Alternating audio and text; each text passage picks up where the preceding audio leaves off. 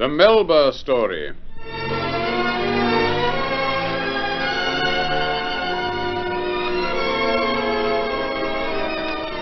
The story of Australia's most famous woman. The true story, fully authenticated, and featuring another wonderful Australian singer, Glenda Raymond.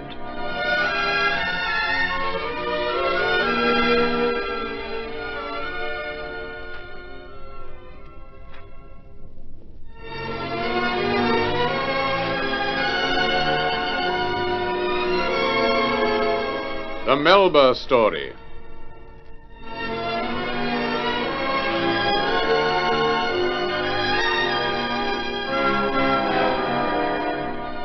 It's the year 1889, and Melba has just made her triumphant return to London, where she was rapidly becoming a popular favourite, not only as a prima donna, but also as a social figure. After her brilliant debut as Juliet on June the 15th, a state concert is arranged at Buckingham Palace for the 28th, and Melba is commanded to appear by Queen Victoria and by His Royal Highness the Prince of Wales. But on the very day of the concert, Melba finds herself in the hands of her medical attendant, Dr. Seaman. How long have you had this condition, madam? I felt my throat a little sore yesterday, but I wasn't worried about it. I just gargled a few times and the soreness seemed to pass off. I sang at Covent Garden last night and felt no discomfort at all. But when I woke this morning, I could hardly speak. You should have sent for me yesterday. I didn't think it was worthwhile.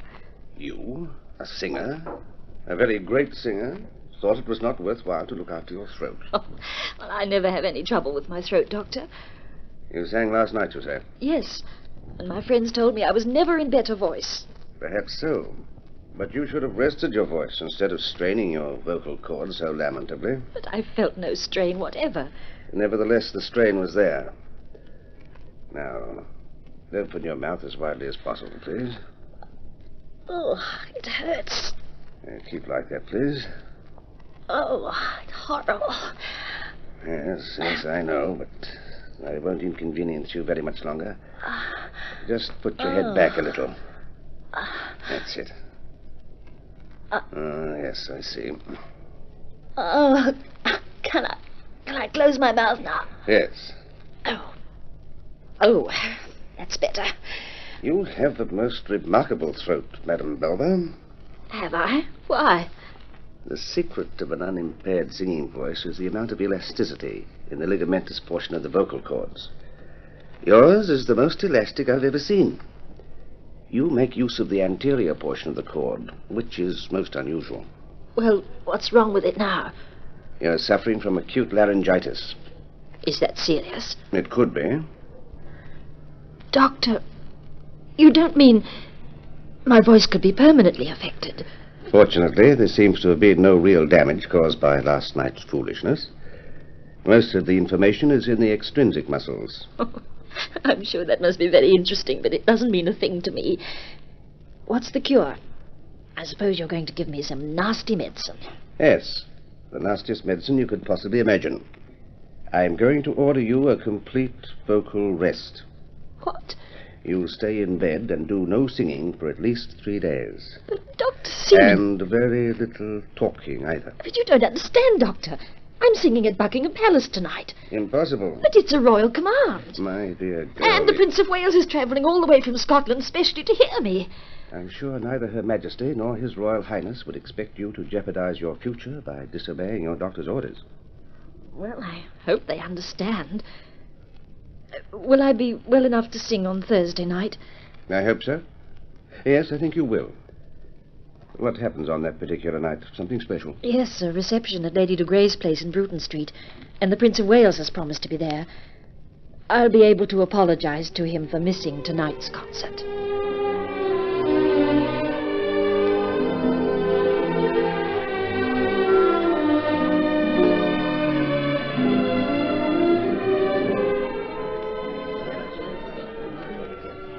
Are you in good voice tonight, Nellie? Yes, Gladys, I think so. My throat seems to be quite normal again. Then will you sing for my guests now? Very well. But I had hoped you'd wait for the Prince to arrive. He's late. He may not come at all. Oh, How disappointing. In the meantime... His Royal Highness, the Prince of Wales. He's arrived, Gladys. He's here. Signalling me to go on with the musical programme. Are you ready, my dear? Oh, yes, I'm quite ready now. Good. I shall announce your item.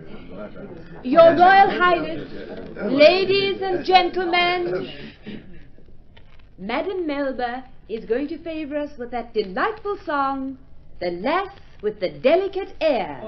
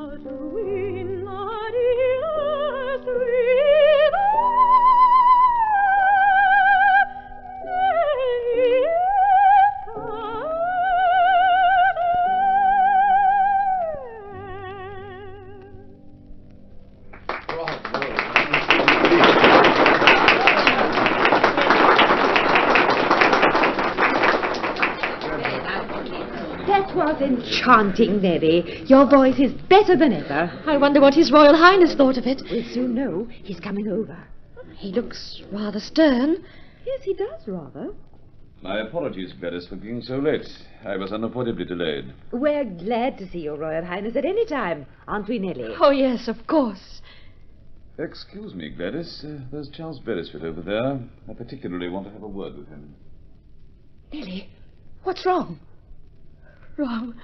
The Prince cut you dead. Have you offended him in some way? No, I've done nothing. I think I'll go home.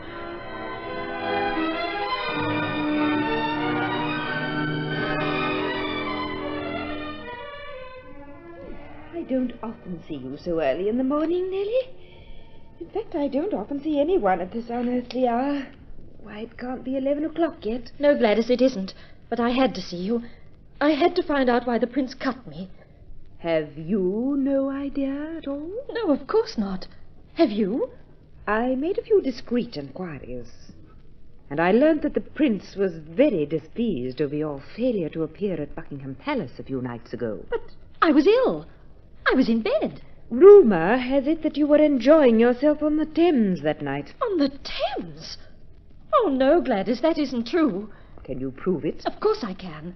Dr. Seaman was attending me and absolutely forbade me to sing that night. He'll give me a certificate to prove it's the truth. All right, my dear. Get the certificate. Do you mean that? Of course I do. And then? I'll see if I can arrange an audience for you with the prince. But a private audience is always so difficult to get, even when the person concerned is in good favour. What chance have I got? I don't know, Nellie, but I shall do my best.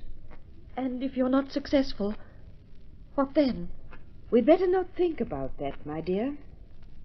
You mean it would be the end of my career?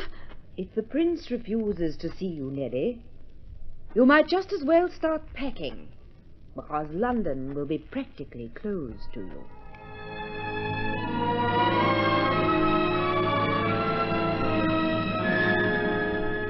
In just a moment, we'll return to the Melba story.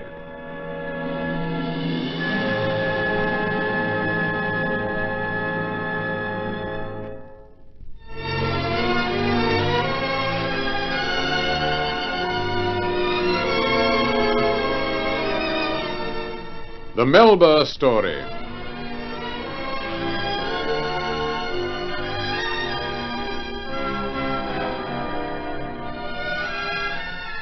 You mean to tell me, Gladys, that this slander could ruin me? Yes, Nellie, I'm afraid it could. London is very loyal to the prince. He's a popular figure, and people would resent any slur against him. Yes, but... And to refuse his invitation to the palace just for the sake of a pleasure trip on the Thames. Do you think I could possibly offer such an insult to the royal family? It doesn't matter what I think, my dear. The point is that rumours are going around, and undoubtedly the prince has heard them. But who could have said a thing like that? You're a successful woman, Nellie. You have friends in high places. And you know what that means, don't you? What? That you also have enemies in high places. You're suggesting that these rumours were started deliberately? Is that so difficult to believe? Yes, it is. You didn't realize that people were jealous of your success? Oh, I'd heard talk of such things. There have even been suggestions that somebody might try to burn down Covent Garden. But that's only some poor, crazy creature with an imagined grudge against me. It's very different from this diabolical conspiracy. The only difference is that this grudge is not an imaginary one. Someone is obviously trying to displace you. I must see the prince. I must. Get that doctor's certificate, Nellie, and I shall move heaven and earth to get you an audience.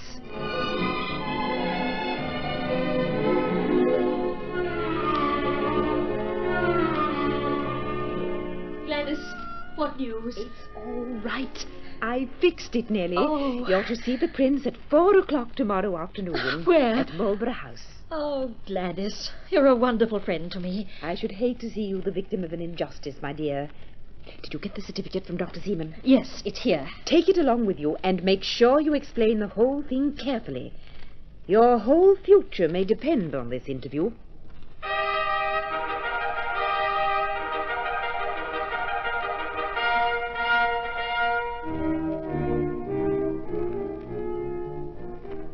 Good afternoon, madam. You have something to tell me? Yes, sir. I'm terribly, terribly unhappy. Oh? Why? Your Royal Highness cut me the other night at Lady de Grey's reception. Did I? In what way have I offended Your Royal Highness? Why didn't you sing at Buckingham Palace? I was ill, sir. Are you quite sure you were ill? Would Your Royal Highness be good enough to read this? What is it? A certificate from my doctor, proving that what I say is true. I don't want to read that. Tell me what happened. On the very morning of the day I was to sing at the palace, sir, I was taken suddenly ill. I called in a doctor, and he diagnosed the complaint as acute laryngitis. The names these fellows invent. He forbade me to sing that night, sir, forbade me absolutely. I was greatly distressed, but he was adamant. He said that neither the Queen nor Your Royal Highness would expect me to jeopardize my entire future. I heard that you were on the Thames that night. Was that report untrue? Quite untrue, sir. Oh, surely, sir, you couldn't imagine my doing such a thing, having had the honour to be asked to sing at the palace. I did find it hard to believe. And now I refuse to believe it at all. Oh, sir, oh, you make me very happy. Yeah, we've had a little misunderstanding, and we've talked it over, as old friends should. Oh. Now we've made it up, we're going to be great friends again. But, sir, everyone believes that I'm in disgrace. We shall soon change that idea. And what is your next social engagement? Why, I'm to sing at Mrs. Ogden Gurlitt's house tomorrow night, sir. Do you think Mrs. Ogden Gurlitt would allow me to be present? Oh, sir, she'd be overwhelmed. I've no wish to overwhelm the lady, but I shall make a point of being there.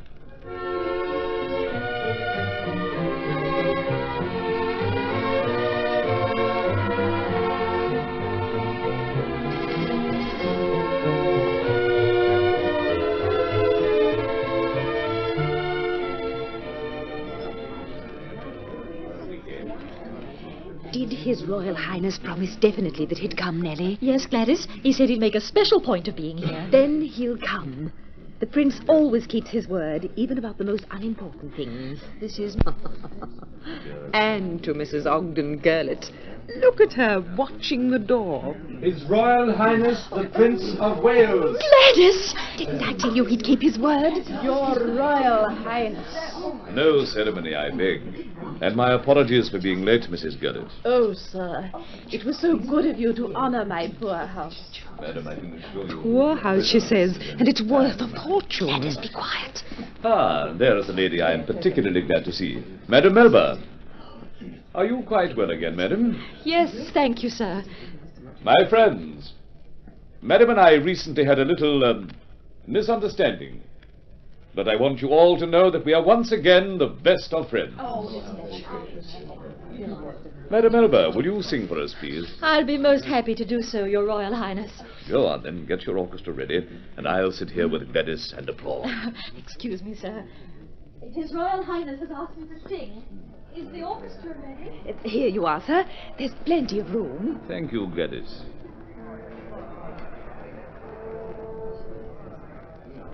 Shh. Quiet, please. Your Royal Highness, ladies and gentlemen, I will sing Sir Solemn Rose.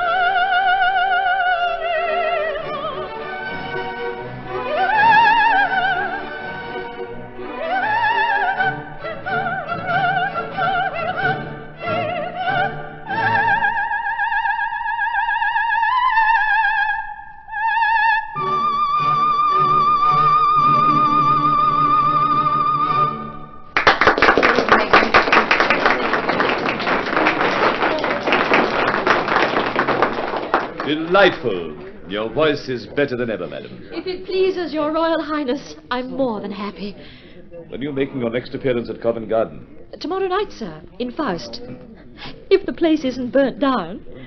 What's all this? There have been rumours, sir, that some maniac intends to set fire to the Opera House.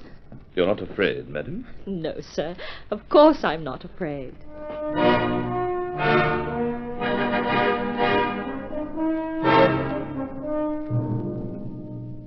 Ain't you scared by all these rumours, madam? No, Rosie, of course not. But suppose the place caught on fire while you were singing?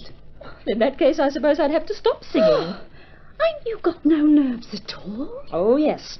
But I never worry about unimportant things. Unimportant things? Fires? Cool. I'll be glad when I hear that final trio, believe me.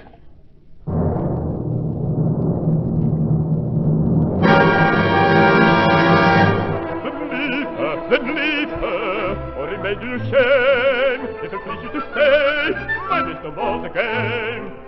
Who is there? Who is there? Does the sea there with a shadow, with an eye like a coal of fire? What does he hear?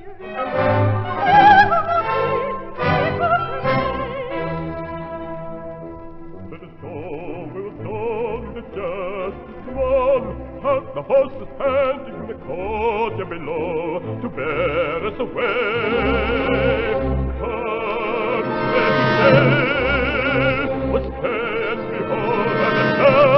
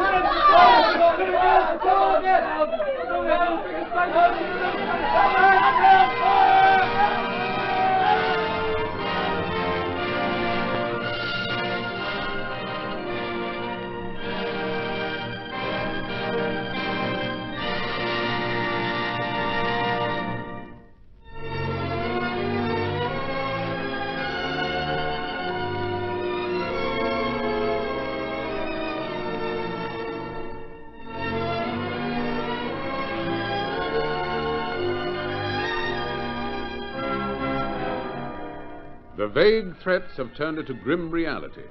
Covent Garden is on fire. We learn how the Australian prima donna faced this emergency in the next chapter of The Melba Story.